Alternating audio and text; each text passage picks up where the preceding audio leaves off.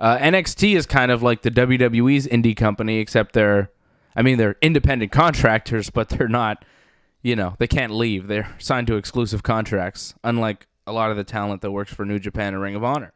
You see that John Oliver thing? I did see that. That was very, very well done. I thought it was excellent. Nothing new that we didn't already know, though. No, that wrestlers are treated unfairly and the independent contractor status is nonsense. We know that. We've known that. Yeah.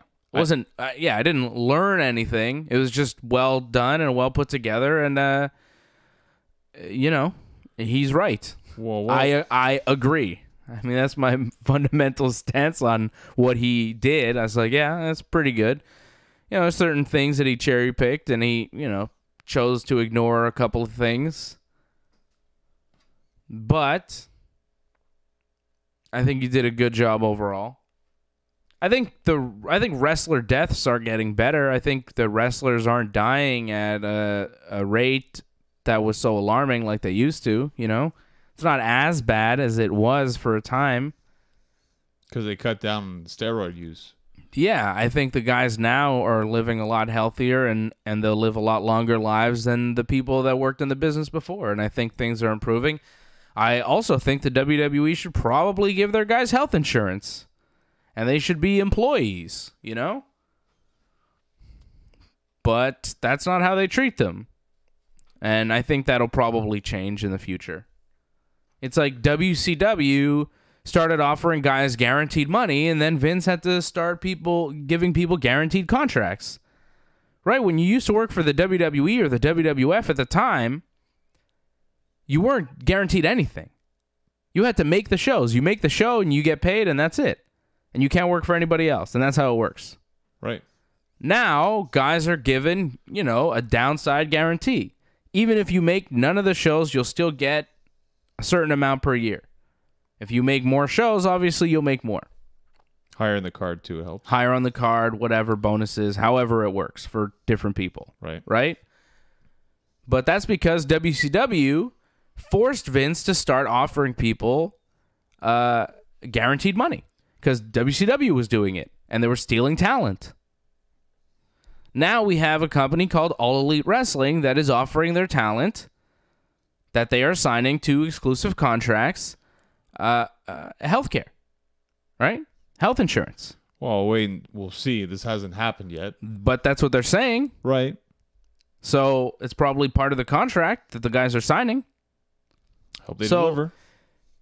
If they're a wrestling company that can be successful and offer their people health insurance and get people that would go to the WWE to not go to the WWE and go there instead, it's going to force the WWE to offer their guys health insurance, and it's going to, it's going to change the business.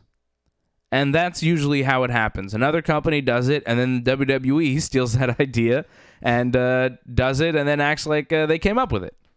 Right? Kind of, yeah. ECW, yeah. Yeah. So a lot of things. That's how they work. So I think that's how it's going to work. I think it will be resolved in the future. It's a slow process because, the wrestling business is shady at best, right? When you compare what WWE offers to the average wrestling promotion, if you want to take all the wrestling promotions around the world and compare them to WWE, WWE is very high quality and upstanding. Of course. The wrestling business as a whole, that was a little unfair. Saying, well, look at WWE, and of course they're a huge company and they should be doing better. But the wrestling business as a whole, half the time, there's no doctor present. There's nothing. I mean, WWE has ringside doctors at least. They'll cover you if you get hurt in the ring. If you get hurt in the ring on some indie promotion, they're not covering your medical expenses in any way. You're on your own. And you're not getting paid for the match. And by the way, you're so hurt that you can't even work your normal job that you work to support your wrestling habit. That's how pro wrestling works, right? So, Yep. I know. WWE definitely should do better, but compared to the wrestling business, they're pretty good. It's pretty sweet. That's why, they can screw the wrestlers because the guys that do make it there are so happy to finally be able to make a real living as a professional wrestler that they're just like, oh, you know, treat me however you want. I don't care. And that's why we need other options, other promotions for the other wrestlers so that the working conditions can get better. Well, that's it. They treat them like garbage pretty much on the indies for the most part, a lot of them. And then when you get to WWE, it's like, well, this is a lot better than being treated like garbage. So, yeah, of course. Like, if I don't get this, that's fine. Whatever. I'm not an employee. It's okay. I'm still getting guaranteed money. I have no problem with that. That's it. Wrestlers are accustomed to being treated like garbage. That's it. It's unfortunate. Man, trying to get a first aid kit at some show is good luck. It's sad, but it's true. What happened when you got hit in the face and you hurt your nose? Oh, actually, Flo Riley right away like gave me like a bandage and all that. Like right away, like Drew Onyx runs. Drew Onyx runs a pretty professional outfit, though. Yeah, Drew Onyx. Yeah. Drew Onyx is a professional. Yeah. He understands because he's a wrestler and he understands what wrestlers need to put on a show.